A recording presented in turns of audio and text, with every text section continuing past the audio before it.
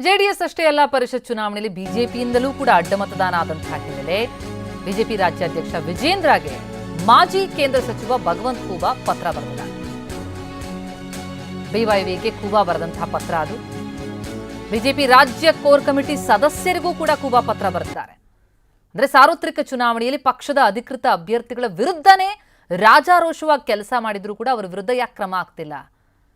ಅದರಿಂದಾಗಿ ನಿನ್ನೆ ಅಡ್ಡ ಮತದಾನ ಆಗೋದು ಸಾಧ್ಯ ಆಯಿತು. ಅದೇ ಕಾರಣ ಆಯಿತು. ಎಷ್ಟೋ ಕಡೆ ಪಕ್ಷದ ಶಾಸಕರು ತಮ್ಮ ಬೆಂಬಲಿಗರಿಗೆ ಮುನ್ಸೂಚನೆ ನೀಡ್ತಾ ಇದ್ದಾರೆ. ಕಾರ್ಯಕರ್ತರ ಸಂಘಟನೆಯಲ್ಲಿ ಕೆಲಸ ಮಾಡದೆ ದೂರ ಉಳಿತಾ ಇದ್ದಾರೆ. ಹಣ ಕೊಟ್ಟು ಜನರನ್ನ ಕರೆ ತಂದು ಕಾರ್ಯಕರ್ತರು ಅಂತ ಬಿಂಬಿಸುವಂತ ಕೆಲಸ ಕೂಡ ಆಗ್ತಾ ಇದೆ ಅಂತ ಆರೋಪಿಸಿದ್ದಾರೆ. ಪತ್ರ ಬರೆದಿದ್ದಾರೆ ಖೂಬಾ.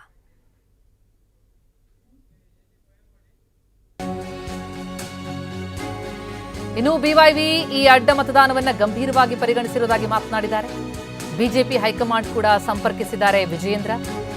ನಿತಿನ್ ನವೀನ್ ಭೇಟಿಗೂ ಸಮಯ ಕೇಳಿದ್ದಾರೆ ವಿಜಯೇಂದ್ರ.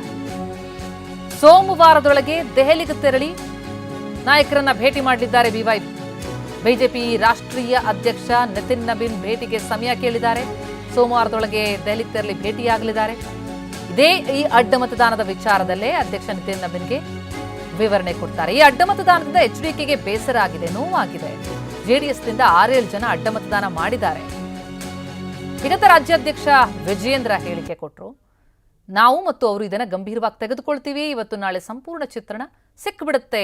ನಾನು ರಾಷ್ಟ್ರೀಯ ನಾಯಕರ ಅಪಾಯಿಂಟ್ಮೆಂಟ್ ಕೂಡ ಕೇಳಿದ್ದೀನಿ ಅಂತ ವಿಜಯೇಂದ್ರ ಮಾತನಾಡಿದ್ದಾರೆ. ಸಹಜವಾಗಿ ಅವ್ರು ನೋವಾಗಿದ್ದಾರೆ.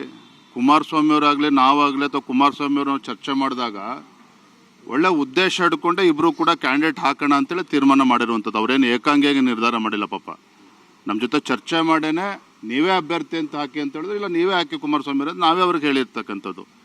ಅವರೇನು ಒತ್ತಾಯಪೂರ್ವಕವಾಗಿ ಅವರೇನು ಹಾಕಿಲ್ಲ. ಈ ಎರಡೂ ಪಕ್ಷಗಳು ಕೂತು ತೀರ್ಮಾನ ಮಾಡೇ ಆಗಿರುವಂಥದ್ದು. ಹಾಗಾಗಿ ಒಂದು ಅವರ ಪಕ್ಷದಲ್ಲೂ ಕೂಡ ಇವತ್ತು 6-7 ಮತಗಳು ಅಡ್ಡ ಮತದಾನ ಆಗ್ತದೆ ಅಂತ ಹೇಳಿದ್ರೆ ಅವ್ರಿಗೂ ಕೂಡ ನೋವಾಗ್ತಕ್ಕಂಥದ್ದು ಸಹಜ. JDS ಪಕ್ಷಕ್ಕೆ ಎಷ್ಟು ನೋವು ಬೇಸರ ಆಗಿದೆ, ನಮಗೂ ಕೂಡ ಅಷ್ಟೇ ಬೇಸರ ಆಗಿದೆ. ನಾವು 2 ಸ್ಥಾನಗಳನ್ನು ಗೆದ್ದಿರ್ಬೋದು, ಆದರೆ ನಮಗೂ ಕೂಡ ಅಪಮಾನ ಆಗಿದೆ. ನಮ್ಮ ಶಾಸಕರು ಕೂಡ ಅಡ್ಡ ಮತದಾನ ಆಗಿದೆ. ಹಾಗಾಗಿ ಇದನ್ನು ಭಾಳ ಗಂಭೀರವಾಗಿ ತೆಗೆದುಕೊಳ್ತೇವೆ. ನಮ್ಮ ವರಿಷ್ಠರನ್ನು ನಾನು ಕೂಡ ಭೇಟಿ ಮಾಡ್ತೇನೆ. ಇದನ್ನು ತಾರ್ಕಿಕ ಅಂತ್ಯಕ್ಕೆ ತೆಗೆದುಕೊಂಡು ಹೋಗ್ತಕ್ಕಂಥ ನಿಟ್ಟಿನಲ್ಲಿ ನನ್ನ ಅಭಿಪ್ರಾಯ ಏನಿದೆ ನಮ್ಮ ರಾಷ್ಟ್ರೀಯ ನಾಯಕರು ತಿಳಿಸ್ತೇನೆ. ನೋಡಿ, ಕಾಂಗ್ರೆಸ್ಸಿನ ಆಂತರಿಕ ಗೊಂದಲದಿಂದ JDS ಪಕ್ಷಕ್ಕೆ ಕನಿಷ್ಠ 4-5 ಮತಗಳು ಬರಬಹುದು ಅನ್ನೋ ಲೆಕ್ಕಾಚಾರ ಅವ್ರಿಗೂ ಕೂಡ ಇತ್ತು. ಆದರೆ ಅದು ಆಗಿಲ್ಲ. ಮತ್ತು JDSನ 18 ಮತಗಳು ಇಂಟ್ಯಾಕ್ಟ್ ಇರ್ತದೆ ಅಂತೇಳಿ ಪಾಪ ಅವ್ರು ಅಂದ್ಕೊಂಡಿದ್ರು. ಅದು ಕೂಡ ಅದು ಆಗಿಲ್ಲ. ನಾವು ಕೊಟ್ಟಂಥ ಮತಗಳು ವ್ಯತ್ಯಾಸ ಆಗಿದೆ ಅನ್ನೋದನ್ನು ಅವ್ರು ಹೇಳಿದ್ದಾರೆ. ಎಲ್ಲವೂ ಕೂಡ ಇವತ್ತಲ್ಲ ನಾಳೆ ಸಂಪೂರ್ಣ ಒಂದು ಚಿತ್ರಣ ನಮಗೆ ಸಿಕ್ಕೇ ಸಿಗುತ್ತೆ. ನಮ್ಮ ಶಾಸಕರು JDS ಪಕ್ಷಕ್ಕೆ ಅನ್ಯಾಯ ಮಾಡಿದ್ರು ಕೂಡ ದ್ರೋಹನೇ, ತಾಯಿಗೆ ಮೋಸ ಮಾಡದಂತೆ.